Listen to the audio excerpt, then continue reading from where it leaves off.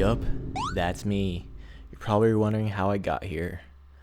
Well, there I was reading Berserk, but this was bad.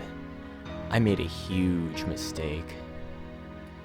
I'm starting to go crazy. I hear the guts theme in my head. Wait, that's not my head. That's my alarm clock! I gotta go to work soon. This is just great. At least let me get some sleep before I wake up.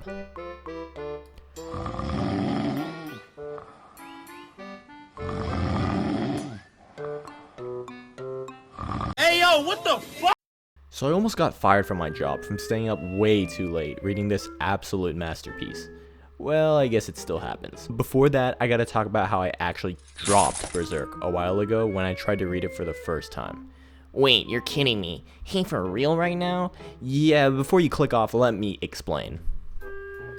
I've been into anime manga culture for basically quite a while. Pretty much a decade. Yeah, I'm old. There's really not many series I've heard of that I haven't given a try, or I at least plan to, Berserk being one of them. If you're into anime, you surely would have come across Berserk eventually, and yup, I definitely heard of Kentaro Miura's masterpiece. I had a friend who was into things like, Attack on Titan, Vinland Saga, etc., and he was also a big fan of Berserk. It's just inevitable when you have like Eren Yeager quote, "Keep moving forward," that Berserk will pop up. And I tried reading it because I knew I should like it, but I dropped it. Now, I can't exactly remember the exact reason I dropped it, but it probably had to do with how dark it is. I'm no stranger to dark things. Some of my favorites are in this category. I can and will check out anything as long as it's entertaining, but I've definitely dropped anime before for being a little too dark or gruesome. Yeah, even Monster, which I actually really like too. Side note, I actually gave it a 10 out of 10 on my anime list before dropping it.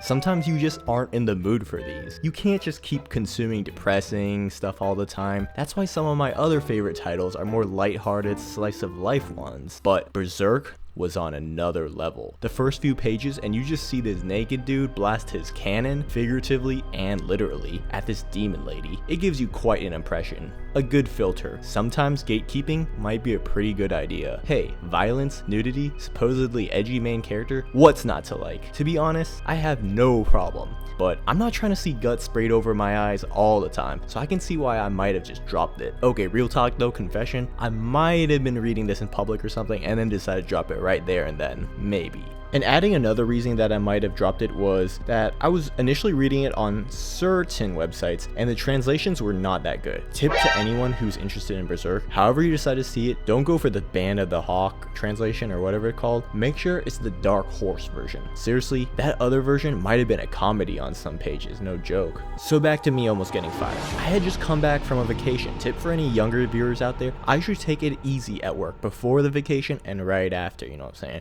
Okay, maybe not the best tip if you might get fired. Anyway, I decided to bring along something with me to read while on my trip. I'm currently reading Chainsaw Man, but I'm caught up on that, so I decided to pull up with Berserk on me. I started reading it slowly, bit by bit. Alright, vacation over, time to fly home. It's a long flight, I should get some sleep in. Too loud, can't sleep. Might as well read a couple chapters. Alright, we're back home now. And with that, we are back to the 9 to 5. I'm taking it easy. Catching up on those emails, am I right? I made it a nightly routine to read a bit before going to sleep. Berserk, the perfect bedtime story. Eventually, I got caught on some chapter with a cliffhanger and I just kept reading and reading and reading. Before I knew it, Miura had me hooked. They gotta put an addiction warning on these things, man. Whatever they put in Berserk, it's gotta be good enough to get those guys out the gas station and into the local manga store. It's not snowing. You don't. I have 10 toes. I told you I have 10 toes. I don't like you. What they put in Berserk was addicting, alright, and that thing was called the Golden Age, the second arc of Berserk. Now don't get it twisted, the first arc, the Black Swordsman arc, was pretty good too. It drops you into this dark fantasy world filled with violence, nudity, and supernatural beings. You're introduced to this protagonist, a full-grown guts looking jacked out of his mind. You got this fat dude, you got this ugly fat dude. Okay, both of them are kind of ugly looking, but it didn't really hook me as an introduction too well. I just kind of kept reading on. and on. It was pretty interesting because I could tell there was something going on and I knew it would get revealed eventually, and that came in the Golden Age arc. The beginning of the Golden Age, and we just see Guts' childhood and what happened with Donovan and Gambino. Donovan just walking into Guts' tent like he was some 24/7 drive-through, and Guts be like, "Can I take your order?" But Donovan don't care about the order, how well done the meat is. He want that extra rare meat and he wants it now, raw. And I ain't even gonna lie, I didn't know what exactly happened at first. I couldn't believe it. Maybe my mind is too clean, but it all makes sense because earlier in the Black Swordsman arc, you see Guts throw Vargas across the room for basically just touching him. I mean, honestly, I probably would have done the same just because of how Vargas looks, so like you'd be a little sussed out, but like for real though, like he pretty much chucked this dude across the room, and you could tell there was a reason for it, and you find out that reason, and it just makes more sense. So anytime a dude touched Guts, he's just gonna have those repressed feelings and memories come back. Like every single scene in Golden Age seems so necessary to the story, and not just talking about the fights. I mean the R word too, the grapes. Yeah, there's multiple. As disturbing as it is, they directly affect the plot in such a huge way. You could make a whole video on it. I ain't even gonna lie. Like Donovan, how that literally caused him to run away from his old squad, pretty much get kicked out. I mean, not kicked out, shot out. They were trying to kill him, and then after that, he was found.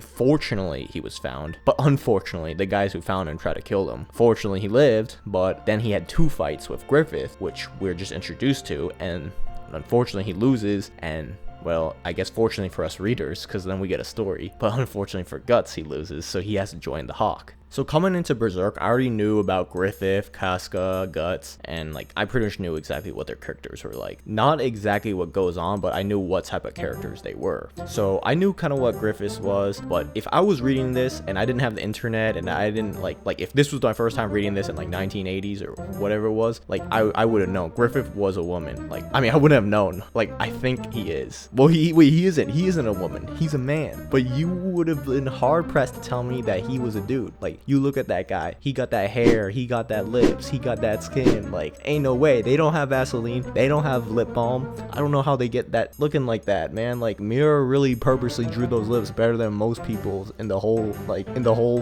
manga universe. But other than talking about his looks, let's just talk about his character as a person. I knew he was evil coming into Berserk, but it was just so painfully obvious for me. I don't know why, but like maybe it's because like he got that like Makima Chainsaw Man type of vibes going on. Like, spoilers for Chainsaw Man if anyone like hasn't watched that, but like pretty much you know, he got that Control Devil vibe going on, like with that like type of smile that like everyone just like is enamored with, and how he's pretty much getting control of a bunch of dogs. Like, the whole band is pretty much dogs for him. Like, they his dogs. And Guts, that's like the first dog that he ever tried to purposely tame. The other dogs, they came to Griffith, but Guts, he wanted that dog for himself. Okay, so before I continue with my impressions on the rest of the Golden Age arc, I'm just going to talk about the characters. None of them are really too memorable, not going to lie, but I did remember the main trio, of course, because I already knew about them beforehand, and they had the most memorable scenes and character development. I did remember Rickert in his name, although I didn't realize how important he'd be, but for some reason I remembered him. I mean, I'm saying this because I wrote this, I had this idea to make this video, and then I ended up reading the whole manga, so this was supposed to be like impressions, but I just read the whole thing, so I know Rickard's supposed to be important later on, but I didn't know that then.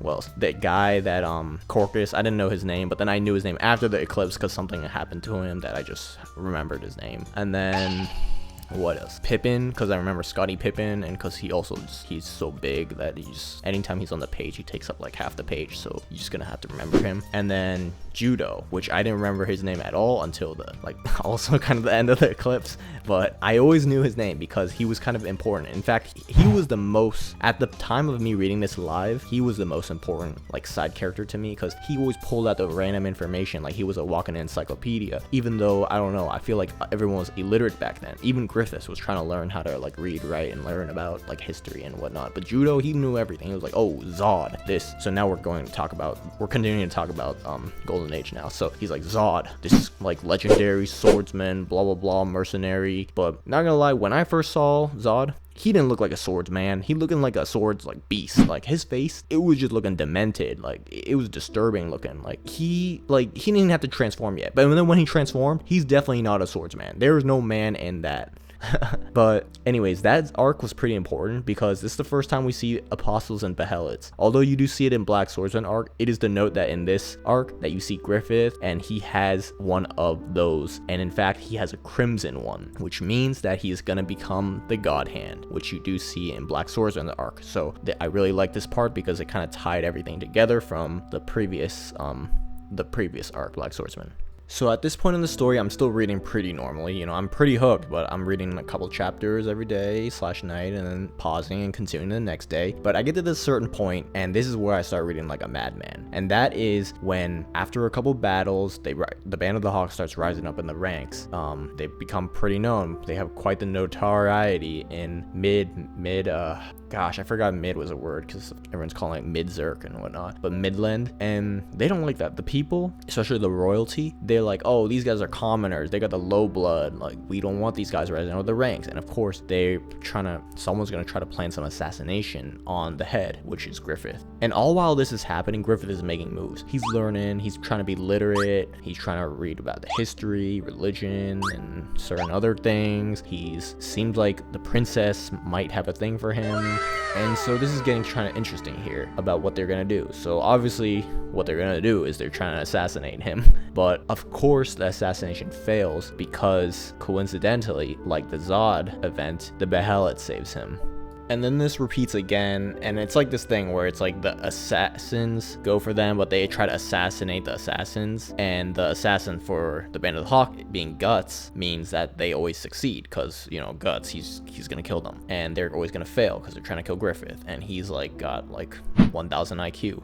So each time Guts carries out one of these assassinations, he kind of loses a bit of his soul each time, which leads to the final assassination, the second one, where he wants to see Griffith afterwards. Casca doesn't let him because he's covered in guts, because he literally like killed a bunch of people. Meanwhile, Griffith is decked out in like golden robes or whatever. So that being the case, they sit far back, but they overhear the conversation that Griffith has. And this is where they hear his philosophy and how it's pretty much like he doesn't really see anyone else as his friends unless they're his equals. This literally triggers a bunch of events. It's page after page, non-stop action. Like, I don't know how to describe it because I'm pretty much illiterate, but like basically every single page, every single event seems directly necessary. Like everything fits perfectly well. Without one event happening, the other things could not have happened. So it creates this addicting, like I pretty much read the whole of Golden Age after this in one day. Like for example, basically like, you know, in one battle, Casca, like she's not feeling too well, and then you realize why she's not feeling well, and this literally triggers a bunch of other stuff, and then like they fall into a ditch, and then like